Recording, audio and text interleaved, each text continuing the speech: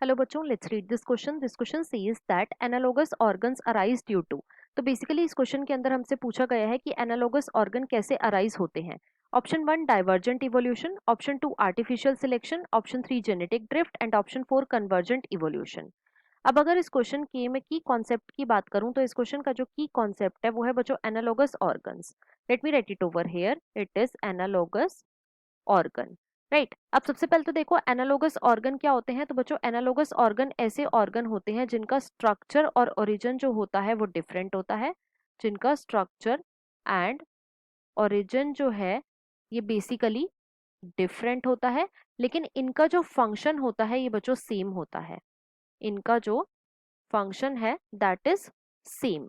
Right, अब अगर मैं एनालोगस ऑर्गन के एक एग्जाम्पल की बात करूं तो बच्चों इसका एग्जाम्पल आ जाता है wings of butterfly and bat. Example is wings of butterfly and bat. Right, अब देखो बटरफ्लाई क्या है। तो बटरफ्लाई बच्चों एक इंसेक्ट है, और इंसेक्ट किसके अंदर आते हैं तो ये आते हैं बच्चों फाइलम आर्थ्रोपोडा के अंदर। राइट, और बैट क्या है, बैट बच्चों एक मैमल है। तो इन दोनों का जो ओरिजिन है वो डिफरेंट है, लेकिन इन दोनों के जो विंग्स हैं ये सेम फंक्शन परफॉर्म कर रहे हैं, और वो फंक्शन क्या है तो वो है बच्चों फ्लाइंग का। तो यहाँ पे जो विंग्स ऑफ बटरफ्लाई हैं और जो बैट के विंग्स हैं ये क्या है, ये बच्चों एनालोगस ऑर्गन है। अब जो एनालोगस ऑर्गन होते हैं बच्चों ये बेसिकली अराइज होते हैं ड्यू टू कन्वर्जेंट इवोल्यूशन। ये कैसे अराइज होते हैं, ड्यू टू कन्वर्जेंट इवोल्यूशन। अब यहाँ पे हमने कन्वर्जेंट इवोल्यूशन क्यों बोला, क्योंकि देखो दोनों ही ऑर्गेनिज्म मतलब कि जो बटरफ्लाई और बैट हैं ये डिफरेंट सोर्स से आ रहे हैं।